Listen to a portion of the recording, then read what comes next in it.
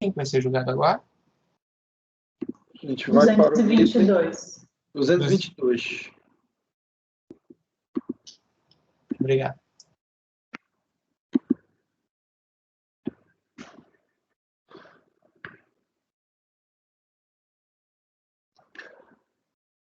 Vamos dar início ao julgamento do item 222. Eu solicito ao apoio que convoque o patrono da empresa, Imeres, por favor. Ok, presidente, irei convocá-lo.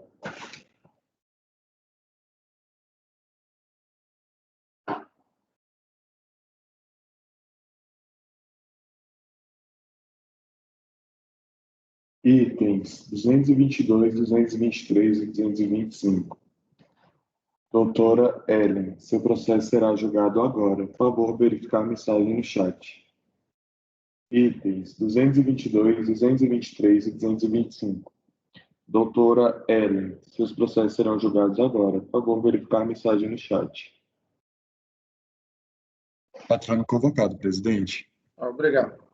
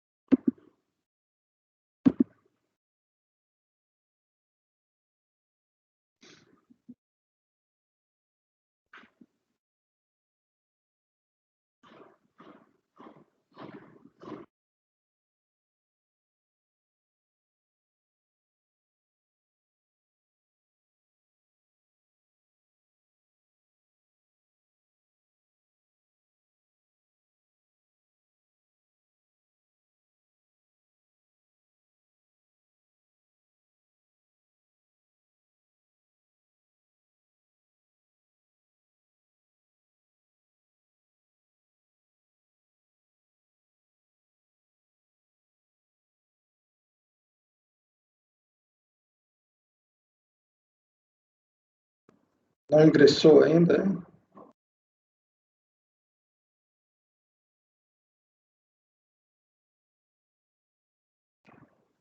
Está com algum problema de acesso, Isaías?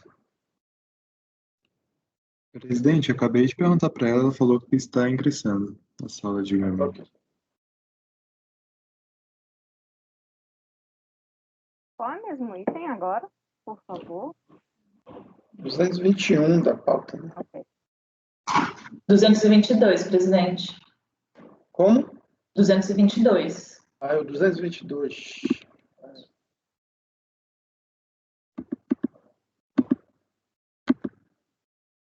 Isso, 222, né? 21 a gente já julgou.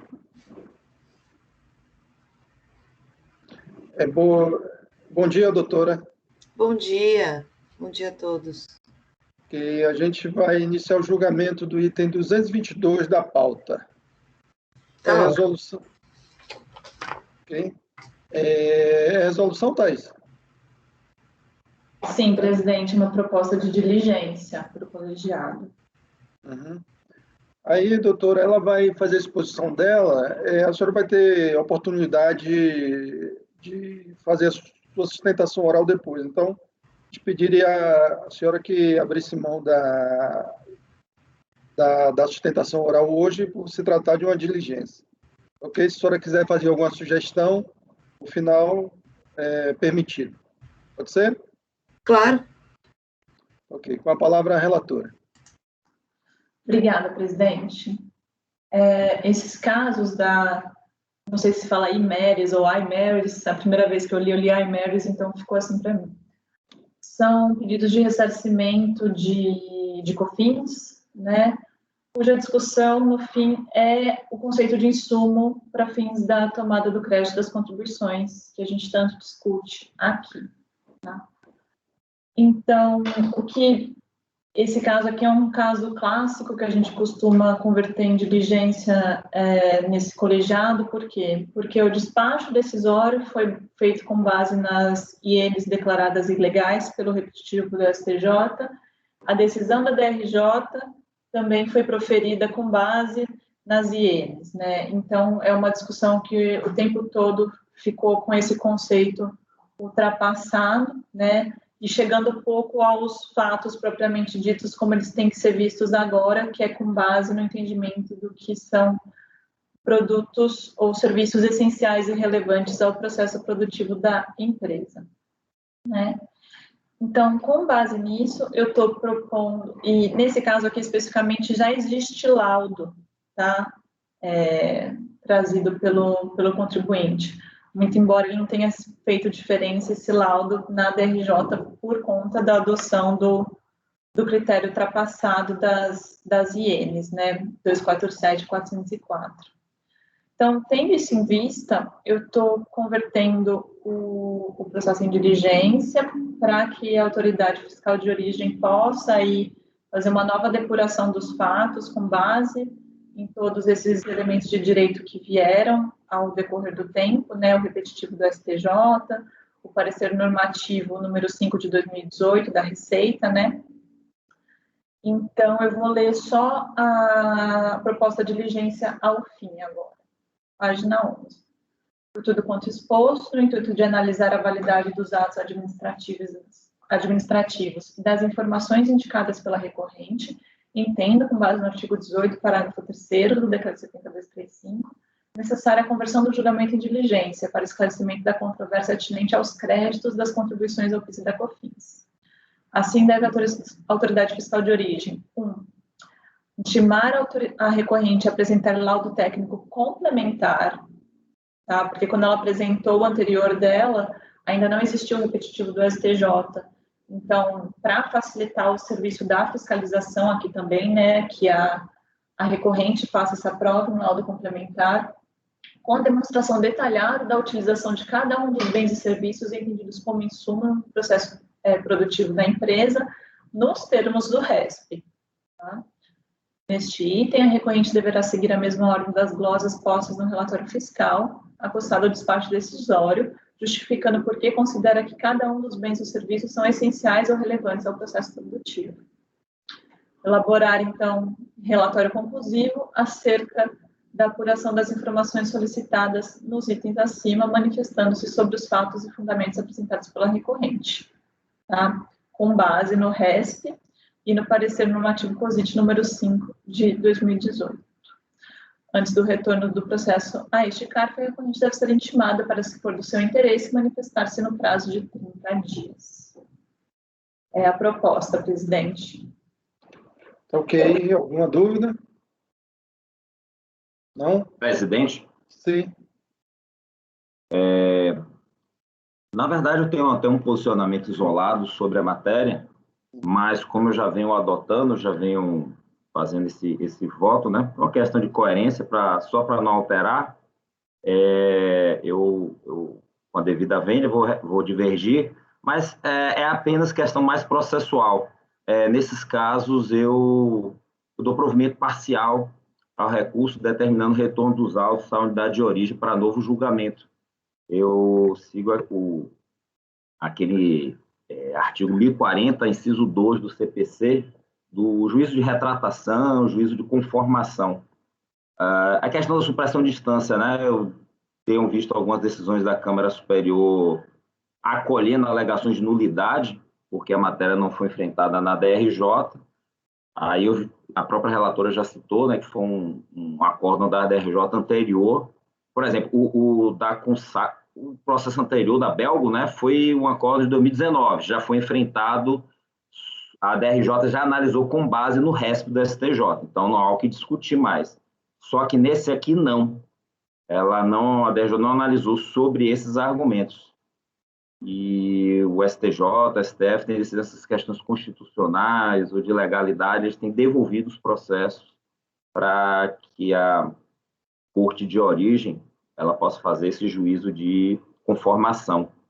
Aí, caso ela mantenha, o recurso sobe. Na sua turma anterior, essa Não. posição prevalecia, não, né? Essa posição prevaleceu a partir da última sessão. Foi na 3401, ela passou a prevalecer a partir da última sessão. Majoritária, 7-1, só a conselheira Fernanda que não entendia por essa possibilidade, mas o restante do colegiado segue esse mesmo entendimento. Isso vale para tudo, né? Não sei como é que vocês fazem aqui em questões preliminares, decadência, concomitância, a unidade de origem, a delegacia ou a unidade julgadora da RJ não entram no mérito porque acolhem uma preliminar. E aí chega aqui no CAF e a gente afasta essa preliminar. Diz, não teve decadência, não tem concomitância, tem que julgar. Vejo que algumas turmas, fica meio dividido isso aqui, né? Algumas turmas determinam diligência para retorno. Mas me preocupa muito essa questão. Eu tenho visto processos em que a fazenda tem alegado a supressão de instância e o contribuinte também. E a Câmara Superior tem dado provimento a isso. Aí anula a decisão, mas a gente vai propor uma diligência, isso vai ser analisado na DRF, vai retornar para cá, a gente vai julgar, pode ter um recurso e lá pode ser declarada nulidade de todo esse esforço que a gente fez, de mover a máquina administrativa para tudo isso aí. A questão, no final das contas, vai dar no mesmo. Só é uma questão de procedimento. No entendimento da diligência, ele volta para a gente, não passa na DRJ. Eu acho que a gente não teria esse problema com relação à Fazenda, porque a própria Fazenda já admite, né, pelo parecer normativo 5, né? Então, eu não vejo ela problema. admite pelo parecer 5 o julgamento com base no RESP. Isso, mas não disse, mas ela não disse que não precisa ser feito pela DRJ. O parecer não fala nada sobre isso. Mas eu não só vejo para eu problema. entender, não, eu não entendi muito bem. Voltaria para a DRF, analisar de novo, ou para a DRJ? DRJ. A DRJ ela vai analisar. Se a DRJ ela pode entender a necessidade de uma diligência. Nos meus votos, eu faço a ressalva de que determina todos os autos da unidade de origem para que seja proferido um novo julgamento, ressalvada, inclusive, a possibilidade de que a unidade determine baixa dos autos para a diligência da unidade preparadora. Essa é normalmente a redação que eu tenho adotado. Mas é muito dividido. Tem turma que faz isso, que devolve para a DRJ e dá provimento parcial. Tem turma que faz diligência. Eu só estou fazendo essa questão aqui só para manter coerência, né? Eu vinha... Interessante. A própria turma anterior acabou modificando o entendimento dela, lá era sempre feito diligência, resolução. Então, por minha causa, a turma acabou modificando esse entendimento e passando a adotar a questão do provimento parcial. Aí, se eu vier agora e me filiar a outra posição, fica, eu acho, um pouco incoerente. Mas, claro, é interessante, eu nunca tinha pensado por esse ponto de vista. O que eu tenho dificuldade é o seguinte, quando a gente retorna... Não é nulidade. Não é nulidade. Não é nulidade, porque não há nada de nulo no julgamento. Tá? E é uma questão de mérito. É uma questão de mérito, assim, eu não vejo... Eu não estou conseguindo fazer esse paralelo com a decadência que você está fazendo, porque é uma preliminar. Beleza, se você para na preliminar e não alcança o mérito, realmente o julgamento ficou incompleto, né? Mas nessa situação que a gente vive aqui, o julgamento foi completo. Ele adentrou o mérito e manifestou a sua posição, né? O colegiado ACO. E a gente está reformando o entendimento deles, né? Então, foi a opção do legislador, né? O legislador entendeu assim, o Tribunal Regional Federal toma uma decisão, sobe um recurso, o STJ, esse artigo no qual fala, inclusive, as questões de julgamento em recurso extraordinário com repercussão geral, né? A decisão do STF, ela determina retorno para que a cor de origem faça o juízo de retratação. Foi o modelo que o legislador escolheu.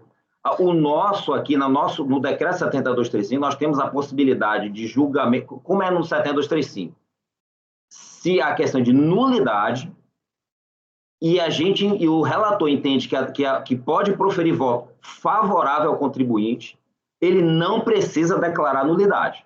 A gente julga.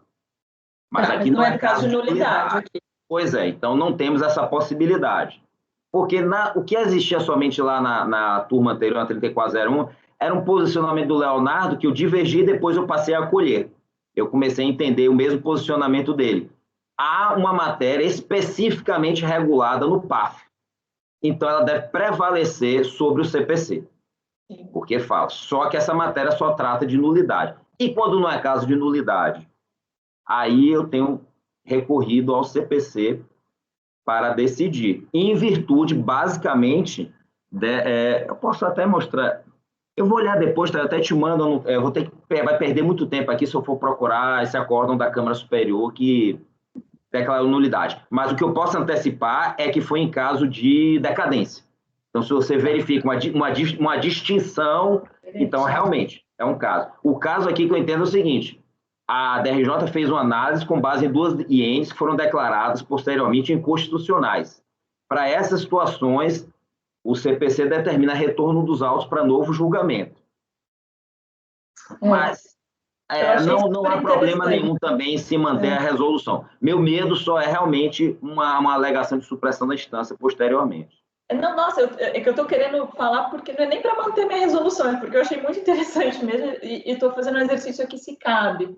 Só que por que eu sou tendenciosa a falar que não cabe também? Porque esse artigo 1041 do CPC, eu estou com ele aberto aqui, é isso, né? É por caso de STJ e STF, né? Daí remete de volta ao TRF ou ao Tribunal de Justiça, se for o caso, né? A gente seria equiparado, enquanto turma ordinária do CARF, ao TRF e ao TJ, e não ao STF e ao STJ, que é uma turma de uniformização de jurisprudência. Entendeu? A gente está reapreciando o mérito. Então, seria a DRJ, primeira instância, e a gente, o tribunal. Então, esse dispositivo não se aplicaria também. Aplicaria, eventualmente, para a Câmara Superior do CARF. É um argumento.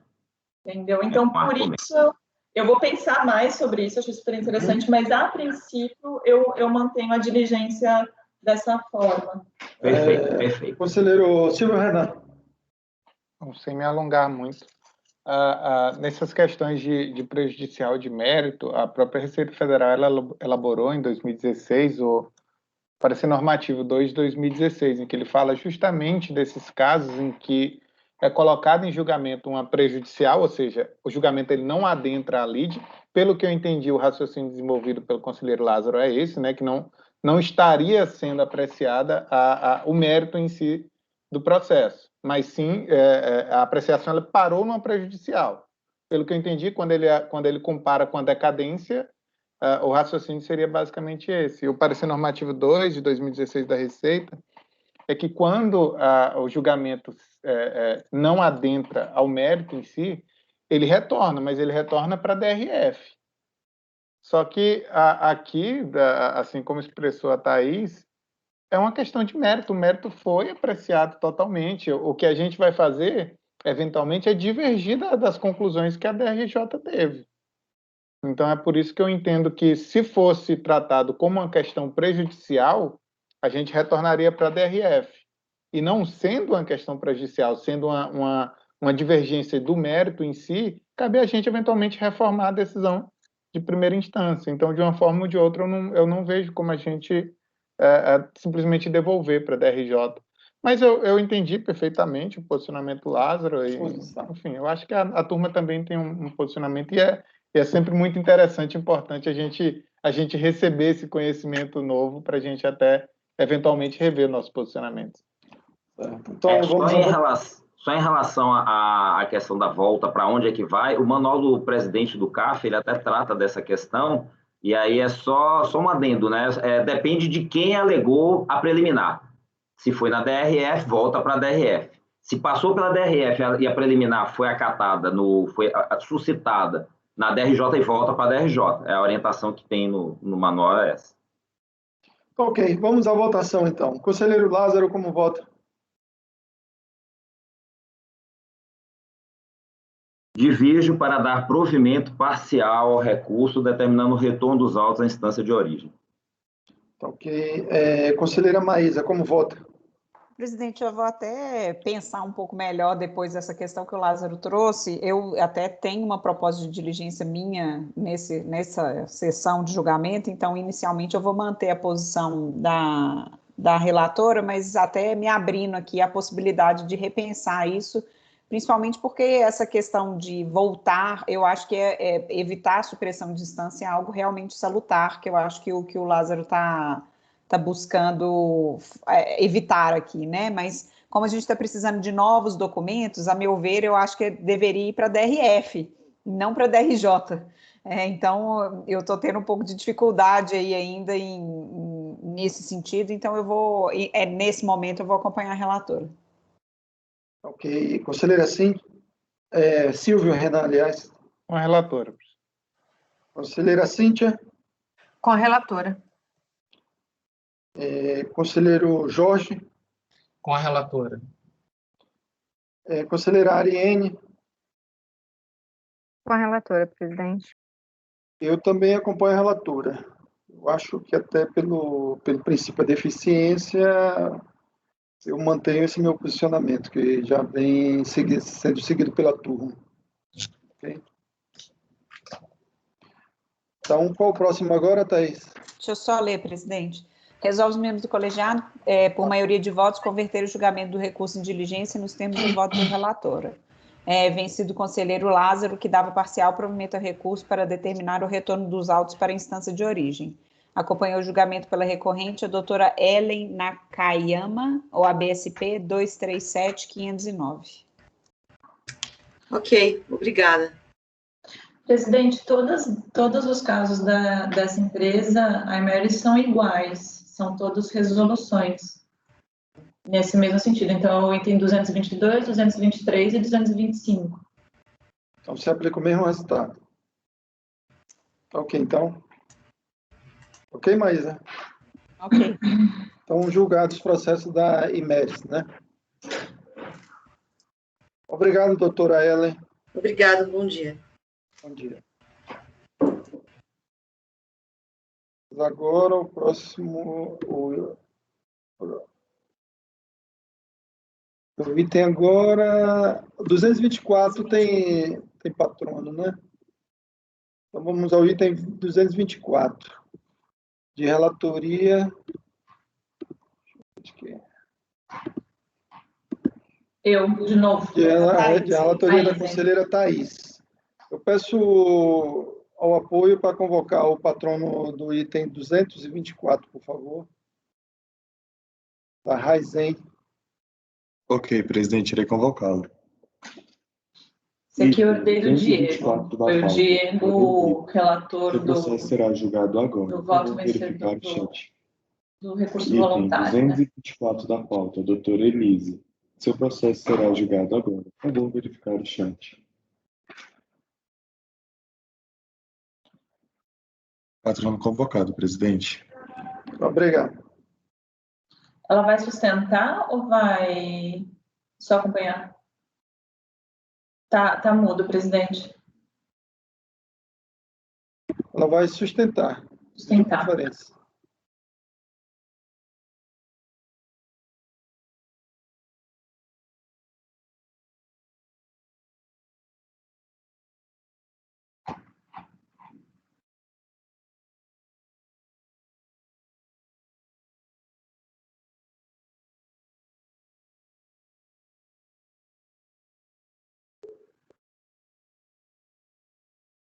Bom dia, doutora Elise. Bom dia, tudo bem? Bom dia a todos. Bem. Bom dia. Bom dia. A gente vai... resolução também, Thais? Não, presidente, estou voltando. É bastante simples esse caso. Ok, a gente vai iniciar o julgamento do item 224 da Raizen Energia S.A. A relatora vai ler o relatório do voto e depois será dado 15 minutos para a senhora fazer a sua sustentação oral. Ok? Ok, Então, com a palavra a conselheira Thaís.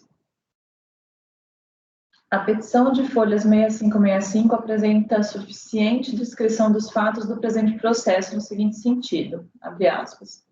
Presentes autos versam em síntese sobre a glosa de crédito de PIS/COFINS do primeiro semestre de 2008, que redundaram na lavratura de autos de infração para cobrança, com base no conceito de insumo das INs 247 e 404. Foi apresentada a impugnação e depois interpostos recurso voluntário, que foi parcialmente provido por essa turma de julgamento, tá? Na época pela relatoria do conselheiro Diego Diniz Ribeiro.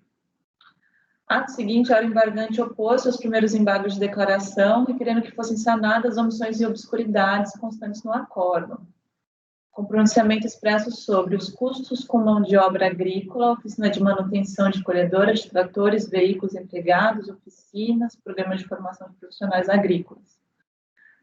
2. Custos e gastos incorridos com armazém interno e externo. 3. Despesas portuárias.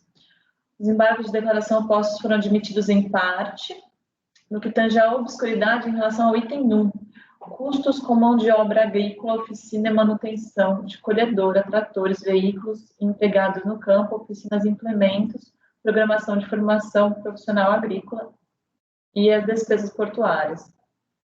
Na sessão realizada em 29 de janeiro de 2019, essa turma houve por bem acolher os embargos de declaração, suprindo a omissão e obscuridades apontadas para não conhecer do recurso voluntário do contribuinte em relação ao subitem armazenagem, do item despesas portuárias. 2, com relação às demais glosas, conhecer o recurso voluntário para negar-lhe provimento.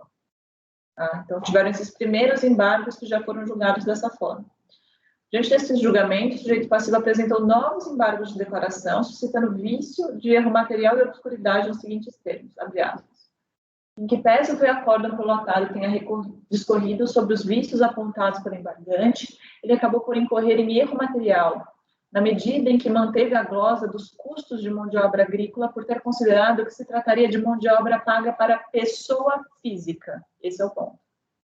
Quando, na realidade, no caso concreto, os serviços de mão de obra foram prestados por pessoa jurídica e pagos à mesma. É o relatório, presidente. Tá ok. Com a palavra a doutora. A senhora vai ter 15 minutos para fazer a sustentação. Tá ok, obrigada. Eu vou ser bastante breve, só para colocar para os senhores, que, como já consta dos embargos de declaração, o anexo 2 do auto de infração só diz respeito à mão de obra paga à pessoa jurídica, né? Da relação que o levantamento feito dessas despesas só diz respeito aos dispêndios que tiveram origem em notas fiscais e serviços prestados por pessoa jurídica. De modo, eu tenho até as páginas onde fica evidenciado, né, que esse serviço não foi tomado de nenhuma pessoa física, e então pugnamos novamente para que os embargos sejam acolhidos e seja sanado esse erro, né, essa obscuridade, para que então conste que, nesse caso, os serviços foram tomados de pessoa jurídica.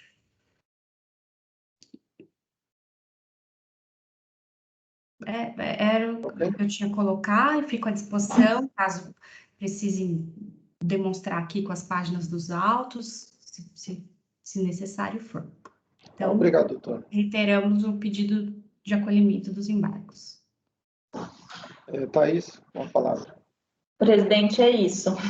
Realmente foi um erro, tá? Foi pago à pessoa jurídica e o despacho de admissibilidade do recurso dos embargos de declaração já constatou isso.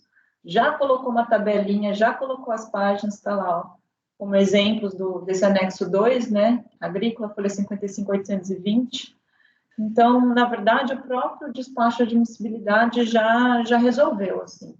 Então, eu estou adotando as razões do despacho de admissibilidade que eu estou colando aí para vocês. Eu conferi, é tudo isso mesmo, tá? Então, não sendo o caso de pagamento à pessoa física, não há limitação à tomada desse crédito, né? Que o problema era parágrafo 2º, inciso 1, né, que fala que não dá direito ao crédito à mão de obra paga à pessoa física. Então, por concordar com a integralidade das considerações suprapontadas, nos termos do artigo 59, parágrafo 2º, da Lei 9784, acolho-os como razão de decidir dos presentes embargos. Afinal, em sendo o caso de pagamento a título de mão de obra agrícola a pessoas jurídicas, conforme devidamente atestam as provas constantes dos autos, e não a pessoas físicas, e não existe óbice legal para aproveitamento do crédito da contribuição ao PIS e da COFINS.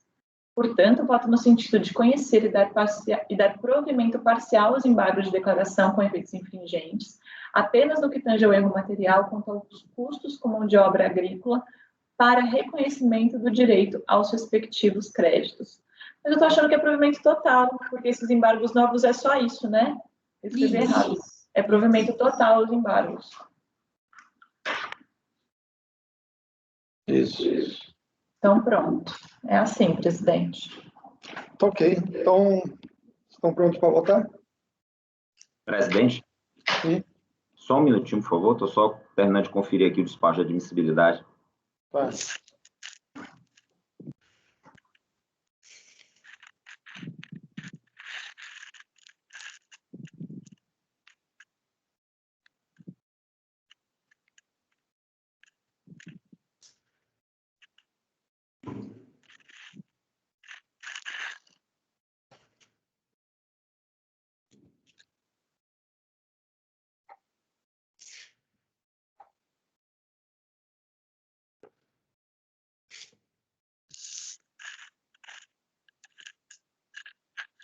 Fiquei com um pouco de dúvida aqui se isso seria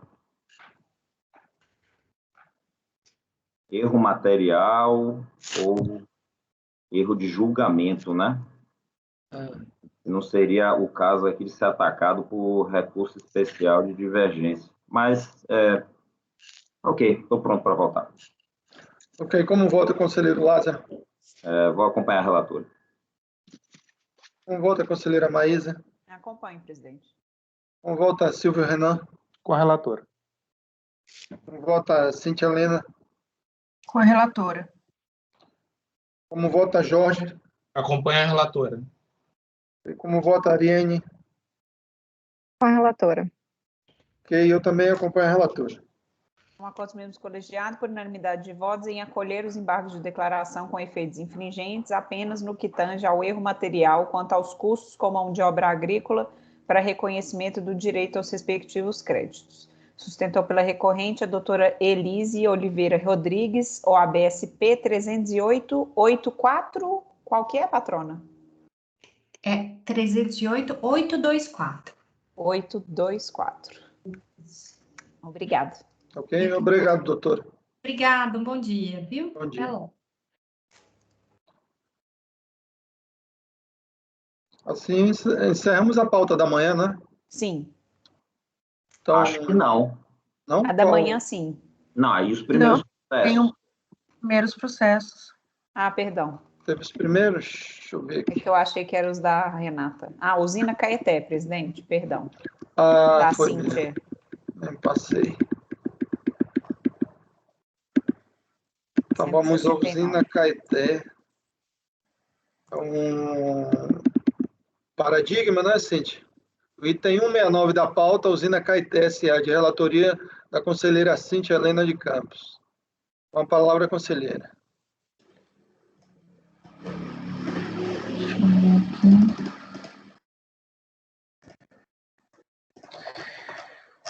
Trata de pedido de Oi, vocês estão me vendo? Sim. Tá, deu uma falha aqui. Trata-se de pedido de ressarcimento referente a créditos na apuração não cumulativa da contribuição para o PIS/PASEP, relativa ao mercado externo e vinculada à declaração de compensação. A Delegacia da Receita Federal do Brasil em Maceió emitiu o despacho decisório, reconhecendo em parte o direito creditório e homologando parcialmente a compensação declarada até o montante do crédito reconhecido. Com base no parecer SAORT e termo de encerramento parcial, utilizado como fundamento no respectivo relatório fiscal. Cientificada do despacho decisório, a contribuinte apresentou a manifestação de inconformidade que foi julgada improcedente por unanimidade de votos, no termo do acórdão proferido pela 14ª turma da DRJ em Ribeirão Preto, sendo os argumentos de defesa resumidos nos respectivos relatórios e os fundamentos da decisão sumariados na emenda. A contribuinte foi intimada do acórdão de primeira instância e apresentou tempestivamente o recurso voluntário, pelo qual pediu o provimento e a reforma da decisão administrativa para o fim de reconhecer o equívoco das glosas procedidas pela fiscalização, de modo a reconhecer integralmente o direito ao crédito de PIS e COFINS e homologar integralmente as compensações formalizadas, diante da essencialidade e relevância dos bens e serviços ao exercício da atividade da recorrente. Reconhecer o direito ao crédito decorrente da exportação do álcool para outros fins e respectivo rateio de despesas com exportação e comissão de venda.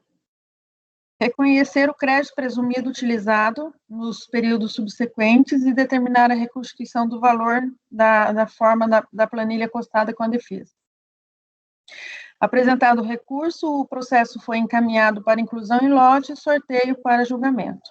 É o relatório. O recurso voluntário é tempestivo, todavia, ele deve ser conhecido parcialmente, uma vez configurada a inovação recursal quanto à matéria relativa ao crédito decorrente da exportação do álcool para outros fins e respectivo rateio de despesas com exportação e comissão de venda. Como observado pelo ilustre julgador de primeira instância, neste processo, a contribuinte nada alegou em relação ao rateio proporcional efetuado pelo auditor fiscal e aos seguintes motivos de glosas de créditos: produtos com alíquota zero, despesas com exportação de álcool, que é o enquadramento no regime cumulativo, despesas com comissões sobre venda de álcool, que é o enquadramento no regime cumulativo, e estoque de abertura sem exclusão de produtos sujeitos a incidência cumulativa. E da análise da manifestação de inconformidade, é possível confirmar que, de fato, somente foram abordados os seguintes argumentos: definição de insumos para aproveitamentos do crédito da não cumulatividade do PIS/COFINS, natureza, objeto social e processo produtivo, insumos desconsiderados pela fiscalização e o crédito presumido na atividade agroindustrial. Então, por conta disso, né, aqui eu transcrevi o pedido da manifestação de conformidade, e estou aqui invocando os artigos 14, 15, 16, 17 do decreto 70.235, estou dando conhecimento parcial, conhecendo parcialmente apenas com relação ao argumento sobre o equívoco das glosas procedidas pela fiscalização em relação aos insumos, né, de PIS e COFINS, e o crédito presumido utilizado na agroindústria. Posso continuar?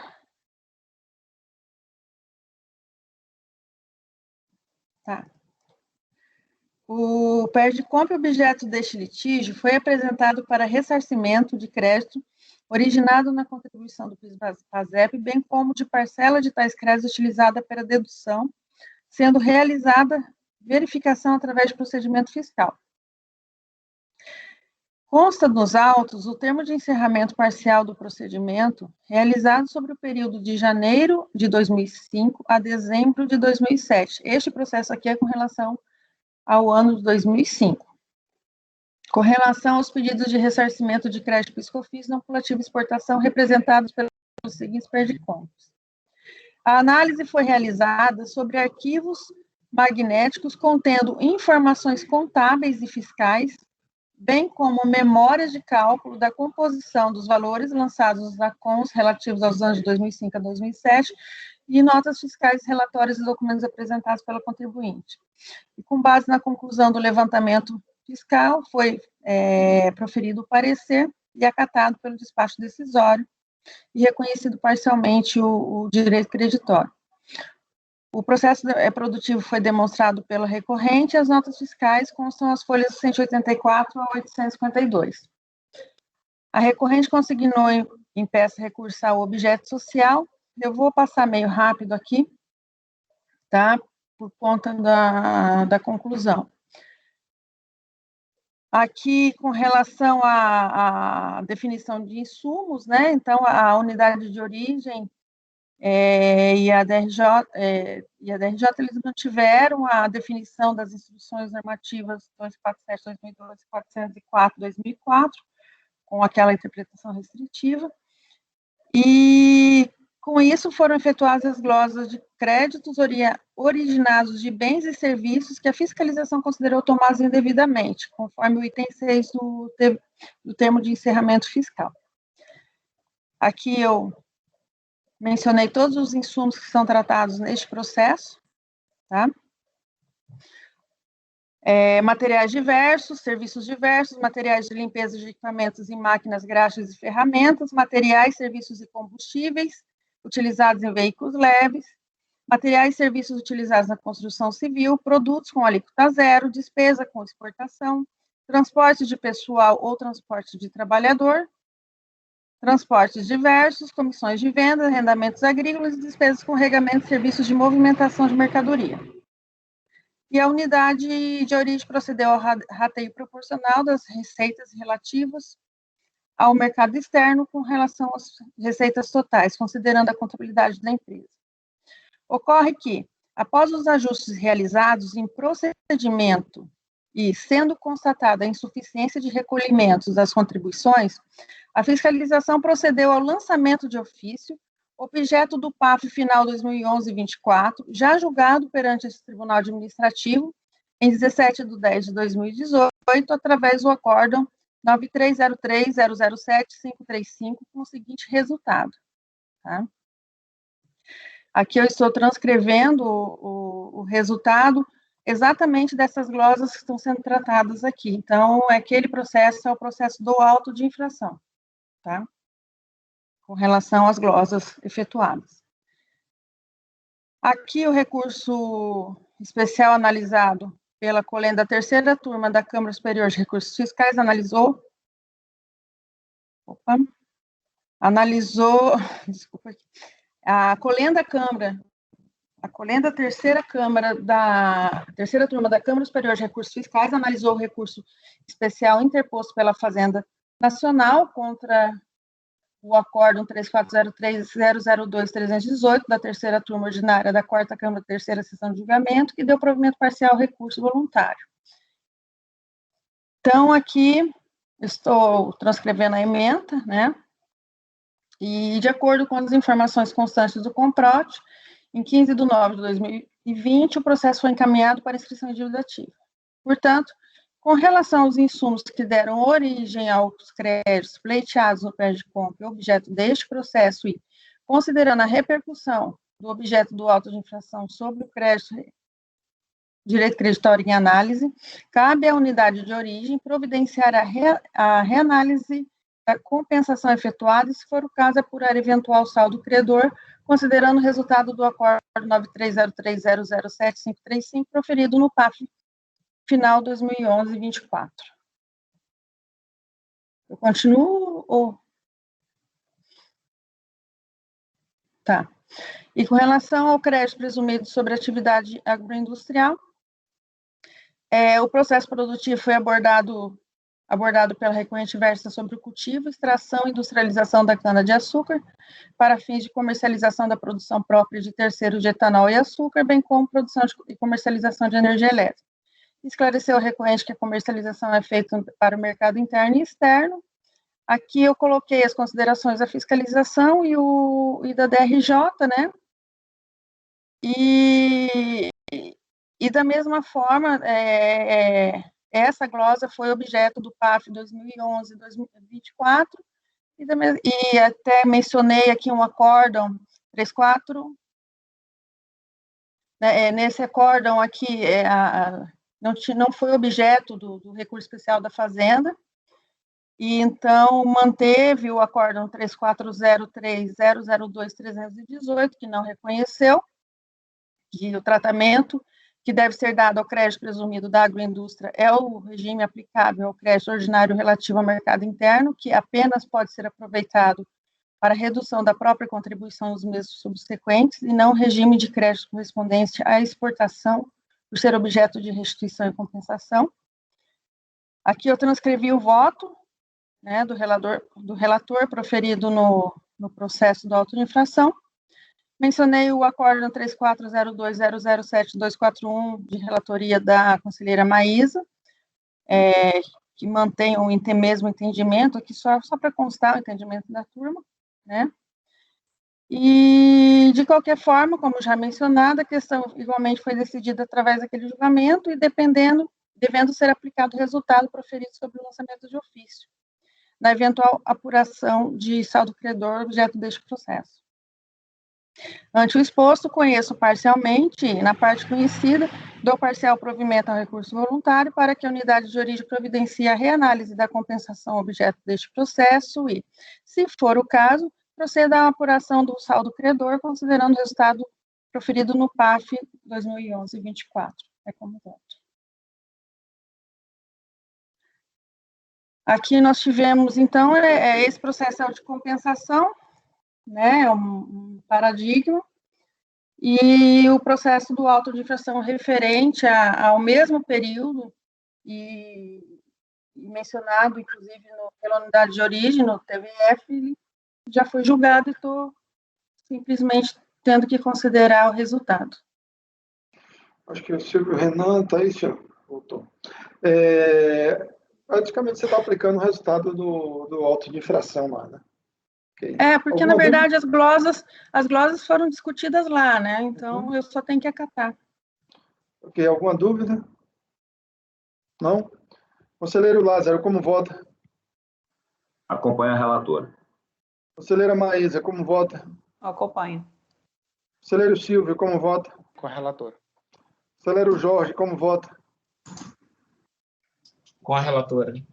Conselheira Ariene, como vota? Com a relatora, presidente. Conselheira Thaís, como vota? Acompanho. Eu também acompanho a relatora.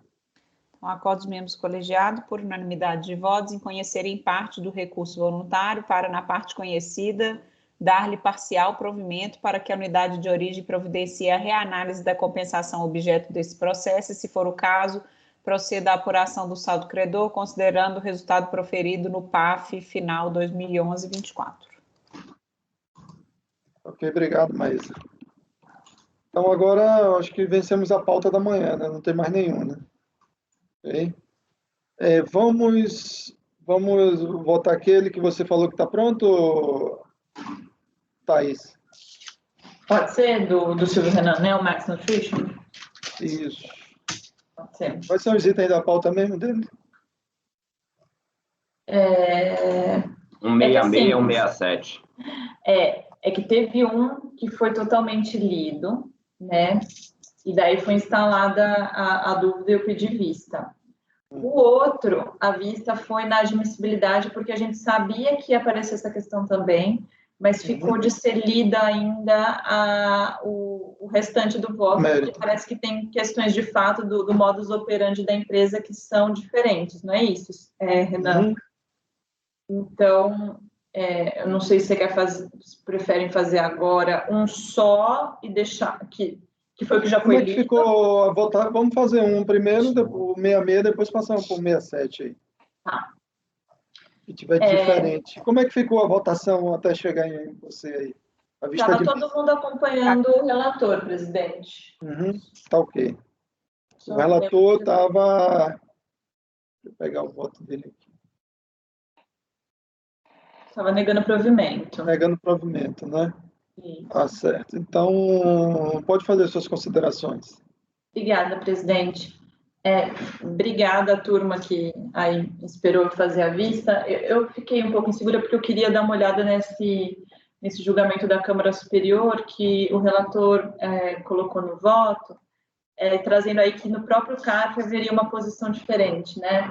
Por que, inclusive? Porque quando eu bati o olho, eu vi que esse julgamento da Câmara Superior, ele é decorrência de um acordo da 3401, né? E na época, inclusive, que o conselheiro Rosaldo estava lá, né? Então, eu sempre ouvi que o Rosaldo tinha para falar sobre faturamento, né? Mas, na verdade, eu não concordo com o que foi colocado pela 3401 na época, lembrando que o Rosaldo ficou vencido naquele caso com mais 2 conselheiros, né? Foi uma votação por maioria. Porque, na verdade, ela se baseia em algo ultrapassado, né? Porque o regulamento aduaneiro, o artigo 703, foi alterado em 2013, tá? Porque lá no artigo 703, que fala dessa multa, da diferença entre o valor declarado e o valor real, né? Quando a gente tem aí uma questão de subfaturamento. E o que causa estranheza? Claramente é uma multa mais específica do que a pena de perdimento. Então, a indução lógica é que se eu tenho uma multa mais específica para o subfaturamento, por que eu vou aplicar a pena de perdimento, né? Mas em 2013 veio o artigo 1º-A desse dispositivo, falando que a aplicação dessa multa não prejudica a pena de perdimento quando for aplicada. Então, na verdade, muito embora existisse uma discussão muito grande sobre a possibilidade de se aplicar o perdimento ao invés dessa multa, da diferença de preço, né, o próprio regulamento aduaneiro foi alterado para consolidar isso, né. E o que eu tinha ficado em dúvida também é com relação à história da diferenciação entre... Não é vício, desculpa. Material e ideológico. Ideológico, mas não é vício. Falsidade. Falsidade, obrigada. Falsidade material e ideológica, tá? Por quê? Porque o dispositivo não fala disso. Muito embora eu entendi, realmente é isso, a jurisprudência dos tribunais superiores tenha se desenvolvido nesse sentido, o regulamento não fala disso. Em nenhum momento existe essa diferenciação clara na lei, né? Mas, de toda forma, isso pouco importa para a minha conclusão aqui, porque, pelos fatos que foram colocados pelo conselheiro Renan no voto, eu tenho tranquilidade aí de que, no caso, a pena de perdimento era aplicada e o próprio regulamento aduaneiro fez essa opção, muito embora eu ache que esteja errada, eu não concordo, assim, não concordo com o legislador quando ele fez essa opção, mas a opção está feita. Então, com essas considerações, eu consegui ter tranquilidade para acompanhar o relator, porque aquela tese da especialidade da pena ou da subsunção foi superada pela própria lei quando foi alterada, tá? E que foi isso que prevaleceu nesse acórdão da Câmara Superior que eu fiquei de olhar. Então, presidente, com essas considerações, eu acompanho o relator. Tá mudo, presidente. Tá ok, eu também acompanho o relator. Então, esse é o 166. Acordo dos membros do colegiado por unanimidade de votos em negar provimento ao recurso voluntário.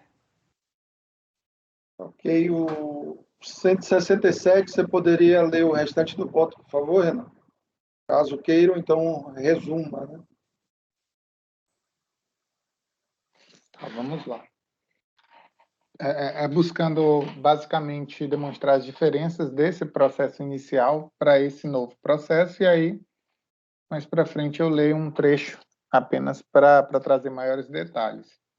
Em síntese, nesse primeiro processo nós acabamos de julgar, havia a substituição da fatura pela empresa brasileira, Max Nutrition, em que ela efetuava essa importação da Max Muscle. Para esse novo processo de 2008, é um período diferente, essa importação é efetuada agora por intermédio de uma outra empresa, que seria a ATC Cargo Incorporation, DBA Lexmoving. Então, há agora, nesse novo período, uma interposição de uma nova empresa para realização, para realização dessa operação. Então, a diferença, em síntese, desse processo para o anterior vai ser essa. Vai existir uma nova empresa nessa cadeia, nessa operação realizada pela Max Nutrition. E aí, as minhas diferenças no voto, para explicar os fatos, estão, até coloquei em vermelho um parágrafo para separar, onde eu deixo de falar do momento anterior e passo a falar desse novo processo de fiscalização, está ao final da página 8. Então, conforme o relatório de fiscalização, o auditor fiscal passou a analisar as importações efetuadas pela Max Nutrition no período de junho de 2006 a julho de 2007, agora de forma diferente por meio de um novo ente na operação, o exportador estrangeiro ATC Cargo. E aí demonstro as intimações que foram realizadas pelo auditor fiscal ao Max Nutrition para que esclarecesse como eram efetuadas essas operações com essa nova empresa dessa operação, né, ATC Cargo. Ocorre que a fiscalização, após as análises aos dados da ATC Cargo, verificou que a empresa não atuava como revendedora ou distribuidora de suplementos nutricionais. Em verdade, tratava-se de uma transportadora, conforme os dados disponíveis no seu próprio site na internet, não existindo qualquer informação a respeito de sua atividade relativa à comercialização de suplementos nutricionais. E aí eu trago, inclusive, a transcrição do relatório de fiscalização que demonstra essas consultas realizadas pelo auditor fiscal. Em síntese, ele vai demonstrar o seguinte, olha, simplesmente incluíram uma empresa que não tem absolutamente nenhuma relação com distribuição de suplementos nutricionais apenas para que ela fosse a responsável por essa exportação e não mais a Max Muscle, que é a fabricante dos suplementos. Então, é apenas uma inclusão de um terceiro nessa operação. Sendo este o indício da continuação da fraude constatada em períodos anteriores, agora por meio de um exportador interposto, foram analisados os documentos relativos às operações efetuadas por meio da ATC Cargo. O acordo de representação internacional firmado entre a Max Nutrition, que é a empresa brasileira, e a ATC Cargo, figura a ATC como distribuidora de suplementos alimentares nos Estados Unidos, pelo qual nomeia a Max Nutrition como sua representante para distribuição e comercialização de suplementos no Brasil. Ou seja, é feito um novo contrato que agora a relação não mais seria Max Nutrition e Max Muscle, mas sim Max Muscle ATC e ATC Max Nutrition. Então, houve essa triangulação, digamos assim. Entretanto, na análise do contrato, a fiscalização verificou que consistia em mera cópia do contrato anteriormente firmado entre a Max Muscle, tendo sido simplesmente trocado o termo distributor, para representativo, condição assumida pela Max Nutrition nesse novo contrato. E o termo manufacturer, né, o fabricante da Max Muscle, por distribuidor para a ATC Cargo, produzindo um novo contrato em que transferia a responsabilidade de distribuidor para a ATC Cargo, sendo a Max Nutrition um mero adquirente dos produtos representantes no Brasil. Então, é justamente esse o ponto que a fiscalização toca. Olha, esse contrato em que a ATC seria uma distribuidora do exportador, ele é falso, ele não traz ele é uma simples cópia do contrato da Max Nutrition. A fiscalização traz ainda indícios que colocam em dúvida a veracidade do contrato, verificando que foram esquecidos até mesmo de apagar em alguns momentos os termos do contrato original, ou mesmo ajustar a numeração das páginas. Mas não é só. Visando analisar as operações realizadas entre a Max Nutrition e a ATC, assim como na fiscalização anterior, foram solicitadas correspondências e outros documentos comerciais que fizessem prova da transação, tendo o contribuinte novamente apresentado somente cópias de envelopes. É uma preocupação muito pertinente da autoridade fiscal. Olha, se você quer me comprovar que isso não é falso, me traga provas nesse sentido, me traga comunicações, e-mails que você realizou com esse exportador, para que eu possa verificar se de fato essas faturas comerciais são falsas ou não. E o que a Max Nutrition traz, novamente, são cópias de envelope. Então, as faturas utilizadas nas transações entre a ATC e a Max Nutrition persistem com indícios de falsidade também verificados nos períodos anteriores. E aí são aqueles indícios que a gente já tratou no primeiro processo, que é a divergência de unidade de medida, da forma de pagamento, todos aqueles dados que foram constatados na primeira fiscalização, o auditor ele traz para cá e verifica que as faturas continuam com esses indícios de fraude. Na análise dos valores das operações, a fiscalização identificou que o MSRP, que é o preço sugerido pelo fabricante para venda a retalho, informado pela ATC Cargo, estranhamente era inferior ao preço praticado pelo próprio fabricante na exportação, ou mesmo nas vendas a retalho, que seria um indício do subfaturamento. Ainda na investigação das operações realizadas, o auditor fiscal emitiu intimação visando a identificação do subscritor da fatura comercial 33511, apresentada em despacho de importação bloqueado no procedimento fiscal, com firma reconhecida em notário público da Flórida dos Estados Unidos da América. Nessa resposta, foram entregues faturas comerciais e Shippers Export Declaration, entregues à aduana americana, todas assinadas e carimbadas pelo notário público. Tem alguma... Eu acho que é o seu barulho de obra que está aí no meio, Thaís. Nessa resposta, foram entregues essas faturas, todas assinadas e carimbadas pelo notário público da Flórida, denominado de Henrique Bustamante. Apesar do notário constar na lista disponível na internet, a fiscalização identificou que ele era sócio da Alexin Trading Corporation, empresa esta constante como agente de encaminhamento de carga ou remetente de carga de algumas operações efetuadas entre a ATC e a Max Nutrition. Então, a gente percebe que existe aí o que a fiscalização vai denominar de uma própria confusão nessas assinaturas entre as pessoas jurídicas e os próprios sócios das empresas. Ainda foi possível verificar que a assinatura do notário público é a mesma constante em documentos da ATC Cargo. E aí trago transcrito justamente essas considerações da fiscalização.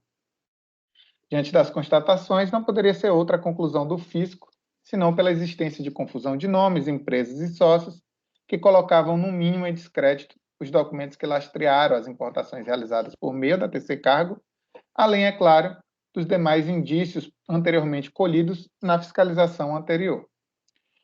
Por fim, concluiu a fiscalização em relação às operações realizadas por meio da ATC Cargo a ausência de elementos de provas relativos a preços negociados, a negociações efetuadas com a ATC Cargo, enfim, estão aí todos descritos os indícios que a fiscalização elencou justamente para concluir de que essa importação por meio da ATC Cargo ela não existia, né? Ela era fraudulenta.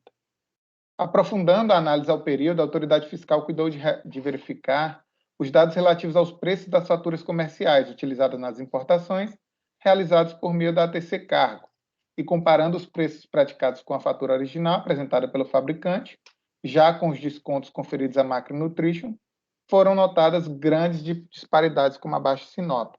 Então, essa nova fiscalização ela é até mais detalhada, há essa inclusão de planilhas. Como a gente observa, os preços praticados pela fabricante são muito diferentes das faturas utilizadas pela importadora, né? E aí a gente percebe nas planilhas que, mesmo aplicando as reduções de preço, ainda assim as diferenças são gritantes. E aí eu faço toda essa transcrição da análise feita pela fiscalização apenas para a exposição do colegiado dessa diferença de valor. Como se nota, a fiscalização analisou, inclusive, produtos importados de outros fabricantes, e aí é um ponto novo nesse processo, verificando, em todas as oportunidades, diferenças gritantes entre os preços declarados na fatura e os praticados no mercado, fora de qualquer razoabilidade que se permita imaginar serem diferenças decorrentes de custos ou demais margens não identificadas. Dessa forma, concluiu o fisco pela ocorrência de subfaturamento e interposição fraudulenta da ATC Cargo, como real vendedora dos suplementos nutricionais, configurado o dano erário mediante a prática das infrações previstas nos incisos 4 e 5 do artigo 23 DL 1455, bem como a legislação do regulamento aduaneiro, e aplicou a pena substitutiva do perdimento e cobrança de I, PIS e COFINS acrescido da multa qualificada da Lei 9.430. Aí, para a aplicação da multa, novamente, o arbitramento, da mesma forma que foi realizado no processo anterior, é uma comparação dos preços praticados pelos exportadores na venda a varejo, e aí ele faz uma redução de preço nesse percentual de 67%, que a gente explicou no processo anterior, que é o percentual que ele identifica de redução da venda a retalho para exportação, aplica essa redução de 67% e considera isso como o valor arbitrado para a base de cálculo das penalidades. E aí explico, assim como fiz no processo anterior, esse arbitramento realizado pelo auditor fiscal também para esse processo administrativo. Eu trago como diferença apenas que vale ressaltar que nesse arbitramento de valores não foram aplicadas as reduções do valor cheio era uma redução de 40% e outra de 10% em relação ao produto de outros fabricantes, que é novidade nesse processo, dada a inexistência de exclusividade ou licença. O auditor ele aplicava essas reduções nos produtos da Max Muscle porque existia um contrato, uma licença de exclusividade da Max Nutrition, e eram previstas essas reduções. Só que para outros fabricantes em que a Max Nutrition não tinha esses contratos de exclusividade, ele no arbitramento não aplicou essas reduções, é apenas uma diferença. E aí o que vai acontecer? Eu trouxe aqui toda a exposição desses fatos que são diferentes, mas o recurso do contribuinte é exatamente o mesmo. Ele não traz um questionamento quanto interposição, quanto à inclusão da empresa a terceiro cargo, nada disso. É só aquelas questões que nós já julgamos no outro processo, da ilegalidade das provas que nós já discutimos, de que não são ilegais, a jurisprudência exatamente nesse sentido, e também a questão da existência de fraude, presunção. E aí, presidente, aqui nesse processo, na apreciação do recurso, como ele é idêntico, não há diferença. Eu só trouxe a diferença dos fatos. A apreciação em si, como o recurso é o mesmo, os meus argumentos são praticamente os mesmos que já utilizei no processo anterior, que eu acho que eu poderia poupar a leitura do restante do voto, já que as considerações são as mesmas que eu faço no processo anterior. Então, enfrentados os argumentos de recurso, por tudo exposto, voto por negar provimento a recurso voluntário. Como voto? Ok. Conselheira Thais. Só para eu conseguir acompanhar direitinho, Renan. Então, qual que é o fundamento para a pena de perdimento? Ótimo. Aqui, diferente daquele outro processo em que ele inclui unicamente aquele inciso da falsidade, né, do Decreto-Lei 3766, nesse processo aqui ele vai incluir tanto a falsidade quanto a interposição fraudulenta. Ele inclui os dois incisos nesse processo especificamente. Seria um fundamento a mais. Não só o subfaturamento, mas também a interposição. Como o contribuinte não traz questionamento quanto a isso, eu simplesmente apreciei os argumentos do contribuinte. Eu não vou fazer maiores considerações quanto a isso quando o contribuinte não recorreu. Tá, desculpa, qual que é o dispositivo dos incisos que você está falando? Você sabe onde que ele está do voto? Eu me perdi um pouquinho, só para eu... Deixa eu procurar aqui. No 6, aqui, 600, ele colocou do regulamento na página 3, no inicinho, no relatório tem. E aí tem nota de rodapé.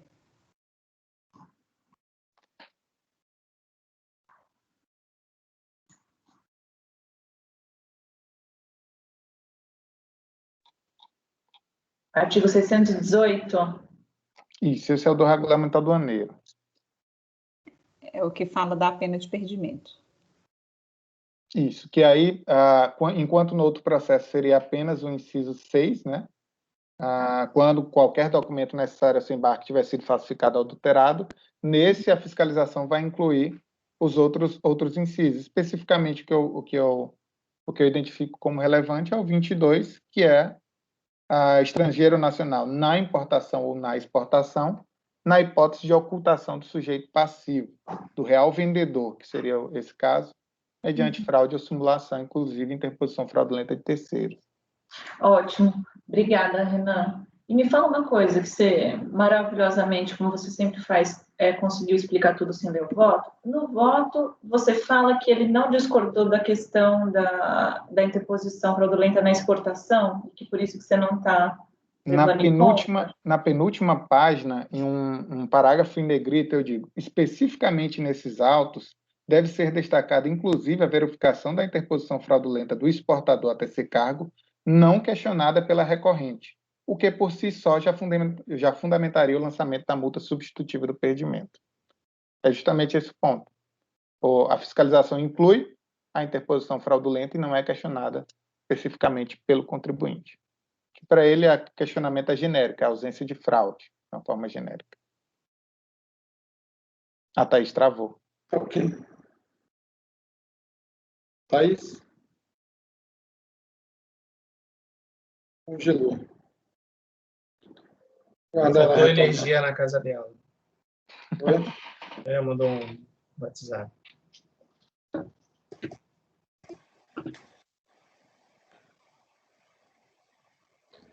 Ontem Deu problema também na energia, mas voltou logo, mas minha internet aqui, banda larga, parou. Praticamente a sessão toda ontem à tarde foi com o celular. Ainda bem que o sinal aqui é ótimo. Aconteceu comigo agora de manhã também. Durante um voto, na fala do Jorge, eu caí, faltou energia, eu tive que acionar o roteador para poder voltar. O meu computador aqui está a todo momento me mandando um aviso. Seu HD está cheio, seu HD está cheio, seu HD está cheio. Daqui a pouco ele vai travar de vez, hein? É E difícil isso eu já transferi umas contornar. partes. Eu já transferi uma parte para o HD aqui, estou tentando transferir mais, mas nem o HD externo está mais cabendo. Não seria o caso de excluir, Renan, dos julgamentos do ano passado? Gente, que eu excluo esses vídeos. Eu tenho Porque medo do ano passado, né? Já foi. Já vai dar uma boa esvaziada. Só de 2020 são mais de 100 GB de gravações. Então. Porque já foi o ano passado, a gente está na metade do ano. Se ninguém reclamou, não vai reclamar. Eu fico imaginando daqui a 2, 3 anos aparecendo. Olha, o julgamento do meu processo não consta no vídeo do YouTube. Mas não tem, de repente, o presidente poderia verificar, não tem um período em que eles oferecem de segurança, olha, não, está tudo ok, para poder liberar essas gravações? Aí eu tenho que ver, tenho que conversar com o pessoal. Aí seria interessante, né, verificar, porque, por exemplo, passado 2 meses, eles autorizam a excluir, né, porque daí eles devem ter também um acervo lá, um acervo de segurança, né? Aí eu vou buscar essa informação. Aí libera o Renan. Se você achar que eu posso excluir, Pedro, por mim eu acho ótimo. Eu não costumo ficar revendo os vídeos para... Ele já está no YouTube, né? Já está na net.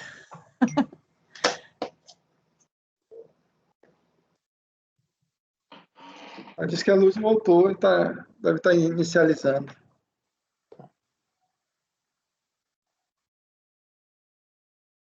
A hora que acabou minha energia, eu olhei meu celular, estava com 20% de bateria, eu falei, danou-se, que aí eu ia perder o celular também, né? Não, o meu ontem, no fim da sessão, 6 da tarde, estava com 4% de bateria, eu botei para carregar e o carregador novo que eu comprei não está funcionando. Pronto, pessoal, desculpa.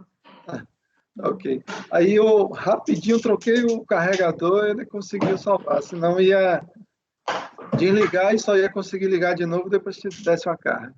Parece que essas quedas de energia serão frequentes por um tempo. Eu vou resolver o plano B, que era o meu pânico, né? Eu vou falar com o Fábio agora na hora do almoço, para conseguir. Só respondendo ao questionamento da Thaís, então, que você fez, Thaís, na penúltima página eu trago em um parágrafo em negrito, em que eu digo especificamente nesses autos deve ser destacada, inclusive, a verificação da interposição fraudulenta do exportador a terceiro cargo, não questionada pela recorrente, que era justamente o ponto que você estava me perguntando, o que por si só já fundamentaria o lançamento da multa substitutiva de perdimento, que é justamente o motivo pelo qual eu digo, olha, inclusive aquela discussão de falsidade material ou falsidade ideológica, aqui ela poderia até ser dispensada, porque a gente tem um outro inciso que permite a aplicação da pena de perdimento, que é a interposição fraudulenta que não foi questionada pelo contribuinte. É que, assim, interposição fraudulenta na exportação, eu acho que é um negócio diferente, mais específico, assim. Então, eu acho que não sendo objeto de julgamento, se ficasse de fora, talvez fosse melhor, e porque não depende dele, sabe? Eu ia até sugerir na sua ementa você não falar disso, porque está na ementa. Mas está no auto. Mas não foi a razão de decidir, justamente porque não foi objeto de recurso. É um pouco complicado quando o auto de infração utiliza eu até entendo isso, que é o meu fundamento, mas quando o auto de infração traz o artigo e o inciso que trata da interposição fraudulenta e eu simplesmente desconsidero que está nos autos, eu não sei. Não, acho que não é nem desconsiderar, acho que você fez muito bem no voto. Eu tiraria da ementa. Porque é isso, porque na verdade não é o seu ponto, né? Não é a sua razão de decidir. Para mim, sinceramente, não faz diferença nenhuma, mas uma sugestão eu não vejo problema também. Não. Não vejo problema nenhum. Se o colegiado entender que isso é importante, Porque, de fato, eu entendo que se a gente fosse tratar da interposição, aí você imagina toda aquela discussão do terceiro, da ocultação. Só que eu não vou trazer isso justamente porque isso não é o tema do processo, né? Tudo bem. Então, daí fica mais claro ainda de que não é o ponto. Tudo Entendeu? bem. Não tem problema, eu posso dar emenda assim. Ok? Estão prontos para votar? Sim. Conselheiro Lázaro, como vota? Acompanho o relator. E conselheira Maísa, como vota? O Renan, para mim, eu acho que isso que a Thaís colocou é importante de tirar. Você tá tirando essa parte da exportação lá na ementa? Sim, sem problema. Tá ótimo. Então, aí eu vou acompanhá-lo. Conselheira Cíntia, como vota? Eu vou acompanhar. E conselheiro Jorge, como vota? Acompanho o relator. E conselheira Ariene, como vota? Com o relator, presidente.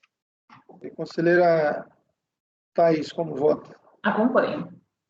Eu também acompanho o relator. Então, acordo os membros do colegiado por unanimidade de votos em negar provimento ao recurso voluntário. Ok. Eu acho que podemos parar por aqui hoje, agora pela manhã, né? Adiantamos esse processo que estava atrasado. Eu pediria a Isaías que suspendesse a gravação, por favor.